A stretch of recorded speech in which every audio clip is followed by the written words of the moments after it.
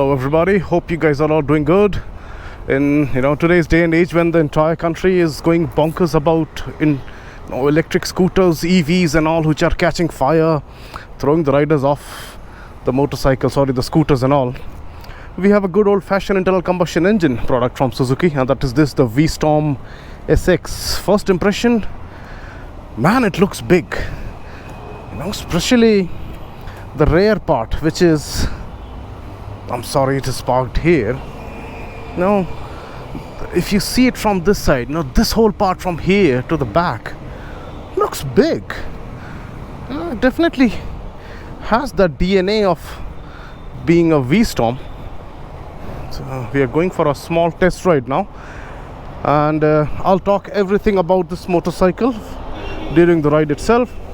Seat height, let me take it out a little bit. So I am 5'8" for a reference with an inseam of 33 inches. You can see I cannot flat foot. I am on my little bit better than the toes part of it now. So that's where it is, and let's listen to the exhaust once, because no adventure bike is reviewed or tested without the exhaust, so nothing has changed.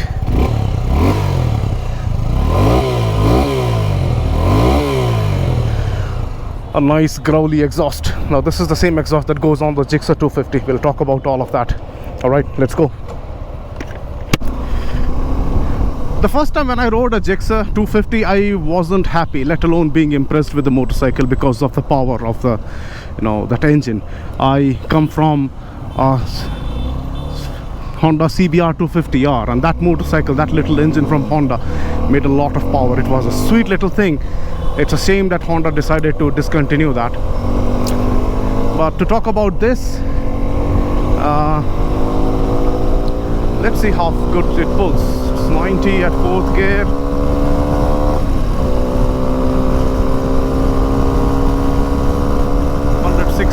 Fifth gear, 120 plus. We still have the 6th. There we go, the 6th gear. 134, 5. Oh man, this thing is smooth. I mean, of course, a CBR would have crossed this speed what we saw here, but yeah, this thing is smooth. I revved it, as you saw, we revved it all the way to 135, and there was no vibration. It was smooth like butter, so that's a good thing. Now talking about the entire product, right, this motorcycle, so it shares the engine and most of the part of the chassis, the frame, with the Gixxer 250, the Gixxer 250 SF. Either ways, those are the same motorcycles with a fairing and a naked one. So the engine, it's not punchy, it's not very lively, but then it's a very relaxed motor. On one hand, wherein you have motorcycles like, let's say, the KTM Duke 250, which just loves to be revved all the time. This thing is a lot more sedate. It's quite relaxed, and there are no vibrations to talk about, as we just saw, even at triple digit speeds. And there's one more thing which I just realized, that the first and second gears are really short. You'll just run out of them in no time. Comparatively, the third gear seems to be slightly taller, and that's what will help in city traffic, not in Bangalore's traffic, because again, Bangalore's traffic is horrible, as you already know that. But then yeah, third gear at 50, 55. Let's go down. Let's see how low can it go. So we're like 32 kilometers, 30, 28. We are at 20 now. Look at this, absolutely no nodding, no hesitation from the engine at all, even at third gear. So this is one very good thing about this engine. It's very tractable, very friendly. It's not thrilling at all, to be honest, because there is absolutely the power delivery is so linear and so gentle that it does not excite. There's no adrenaline with this motorcycle. And about the ergonomics, this is quite an upright position. The rider's triangle is very well sorted out. The handlebar is nice and big. It's swept back towards the rider, and the windscreen is flat and straight up. So that means that you know, there will not be a lot of buffeting, lot of wind hitting your chest, because apparently this is designed very well. This is not a good looking windscreen, to be honest with you, but then yeah, it is functional. It's more of function over form. And the foot pegs are not very rare set, they are more like centers. Let's jump this. Okay, so the suspension is pretty good. The rear seems to be slightly on the stiffer side, and the front one is not very soft either. So, you know, hard riding when you want to push it in some twisties or on straight lines or wherever, the suspension is definitely going to inspire a lot of confidence, because it's not soggy, it's not soft, it's decently firm, but it's good enough to, you know, soak up all the undulances of the road, to be honest. Let's take a quick U-turn and see. Meanwhile, we'll check the brakes as well. We are at 60 kilometers per hour. Okay, the bite is progressive, not sharp. I mean, it could have been slightly better.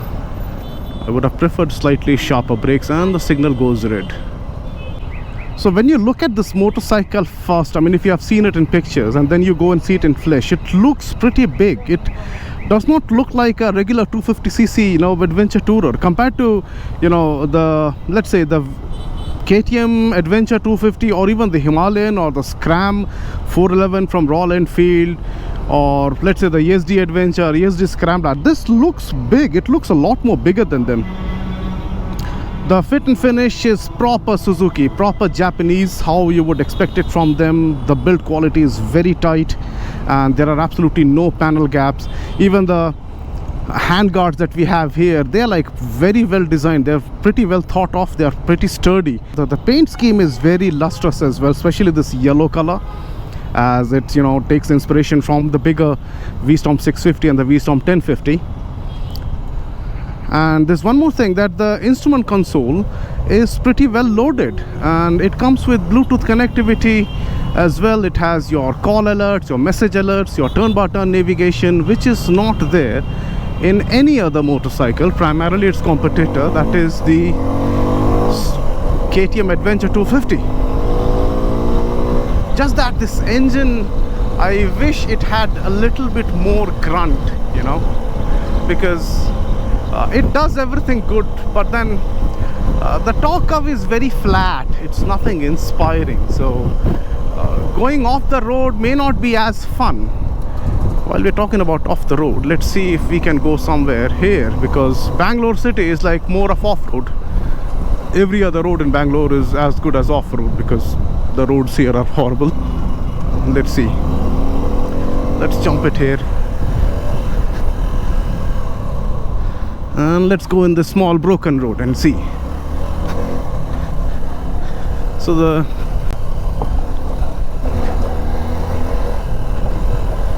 okay, the suspension is doing a very good job, honestly.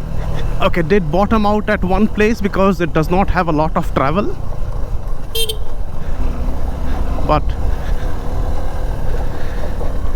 okay, I do not want to take it here in the mud, because this is a brand new motorcycle. I don't want to make it dirty. Okay, now let's head back from here. Okay, now if we talk about the weight, this is 167 kgs. That's the weight of this motorcycle. But then here in off the road that we are right now, it's quite manageable. Yeah, for taller people it may be a little cumbersome, because you will have to hunch down quite a bit to reach the handlebars, but otherwise, yeah, the suspension is definitely bottoming out. It does not have a lot of travel, because of which it is bottoming out. A little slide back there.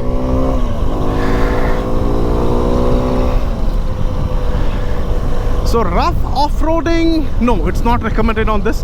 You know, it's more like what you have in the KTM Adventure 250, or let's say the CB200X from Honda. So these are like mild off-roaders.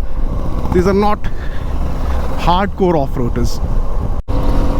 But overall, it's a brilliant product. And then considering the fact that, you know, this on-road price of this motorcycle in Bangalore is nearly 30,000 rupees lesser than the KTM Adventure 250. That's a lot of money. You are sacrificing maybe, let's say, 5 BHPs or so. That is like 30 BHP. This is like 26 and change something. But yeah, and then you are missing the rare ABS thing, which you cannot turn off on this. But apart from that, you are getting a whole lot. You know, the bike is pretty big. It's very comfortable. Again, the KTM Adventure 250 is very comfortable as well. We'll compare those very soon, maybe tomorrow. But you're getting a lot of tech. You have a nice handy USB charging socket, and yeah, the cover could have been slightly better. And you're getting Bluetooth connectivity as well. You're getting LED headlights and a big looking bike. The paint scheme and everything is very good. It's a pretty good motorcycle. The grip from this MRF Mo Grip Meteor tires is pretty good. Overall, it's a very well-rounded package. Just that the only thing is, I wish the Suzuki could have given the suspension having with slightly more travel, so that it just does not keep bottoming out when you're hitting, you know, speed breakers or you're going off the road or somewhere. And the next important thing to notice is that, you know, considering the amount of power it makes and the way it delivers the power, if you are someone who's planning to carry your passenger with luggage all the time, that's going to be challenging, because I mean, it definitely needs a little bit more power and low down torque. So I hope that this video comes out to be of some help for some of you guys. In case if it does, definitely give it a thumbs up, share it with your friends and acquaintances, and I will see you guys soon in the next one. Until then, stay safe, ride safe, and God bless you all, my dear friends. Bye bye.